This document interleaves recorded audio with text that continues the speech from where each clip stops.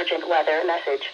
The National Weather Service in Cleveland has issued a severe thunderstorm warning for northern Crawford County, western Huron County, eastern Seneca County until 3:45 p.m. Eastern Daylight Time. At 2:49 p.m. Eastern Daylight Time, the National Weather Service Doppler radar indicated a severe thunderstorm capable of producing quarter-size hail and damaging winds in excess of 60 miles per hour. This storm was located near Bloomville and moving east at 25 miles per hour.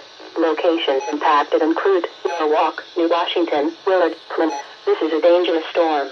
Seek shelter inside now and stay away from windows.